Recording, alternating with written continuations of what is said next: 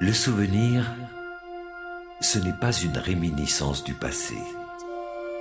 C'est le moment où le présent trébuche sur une aspérité de l'histoire et libère un message laissé là longtemps auparavant qui se déploie et prend son sens.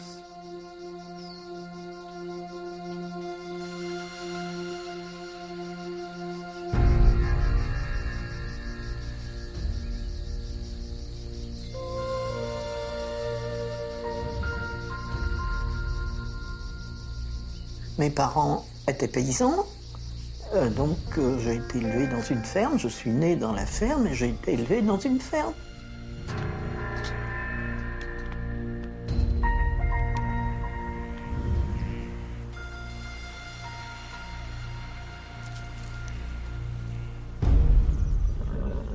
Différente de Lyon, je n'ai pas de tramway, mais une route qui passe devant la maison qui n'est pas goudronnée. Il y passe des chars à bancs tirés par un cheval au galop, selon l'état d'âme du conducteur.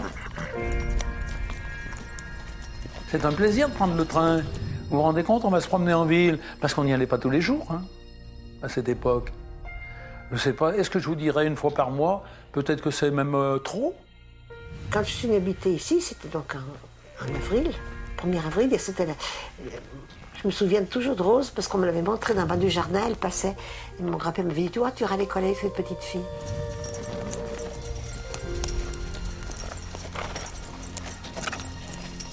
À titre d'exemple, tous les matins, il nous faisait faire une demi-heure de gym, torse nu, qu'il fasse moins 20 ou moins 25. Hein. Maintenant, il y aurait les parents d'élèves sur le dos, j'ai m'entends dire, quand il est rento, là, vite fait.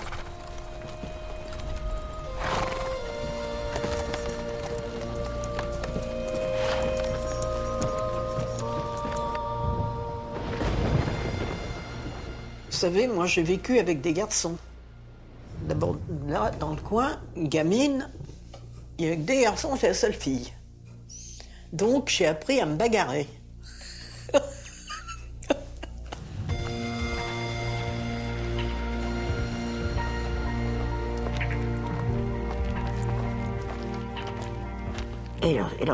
Donc je suis venue à l'école à Pusignan depuis Pâques 34.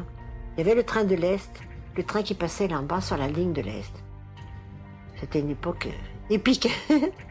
En raison de la montée de la Léchère après Pont-de-Caruy, et puis au passage à la Fusa, de laisser des wagons, parce qu'ils n'avaient pas la possibilité de tirer la totalité.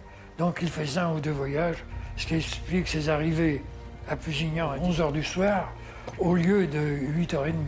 Et là, vraiment, je l'ai vu à plusieurs reprises manquer la gare.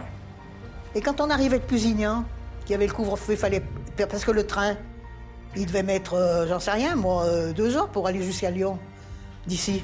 J'en sais rien, je sais pas combien, on arrivait après le couvre-feu. Il fallait prendre un laissez-passer à la gare.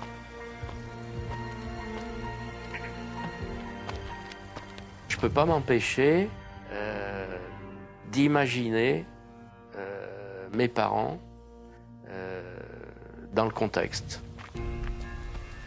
En particulier mon père, quand il s'est occupé des maquis pour les organiser, les déplacer.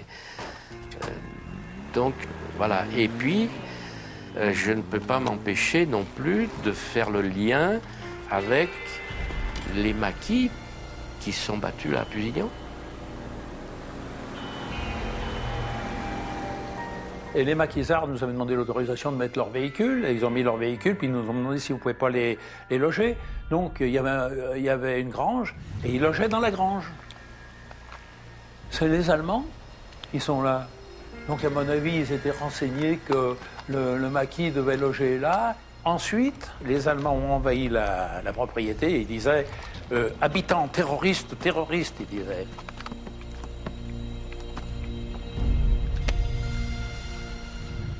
Quand j'explique aux gamins ce qui s'est passé, mais je suis même parfois étonné. C'est un respect qui me laisse pantois et qui me dit, finalement, s'ils sont à l'écoute, si ça les intéresse, ça veut dire que c'est quelque chose d'important et qui va leur servir et qui sera très bien pour eux, pour qu'ils puissent prendre leurs décisions de citoyens demain.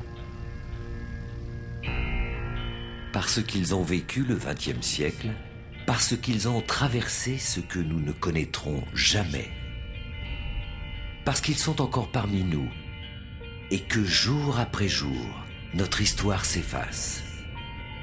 Notre devoir est de sauvegarder et transmettre cette mémoire, et raconter aux nouvelles générations la vie qui fut la leur.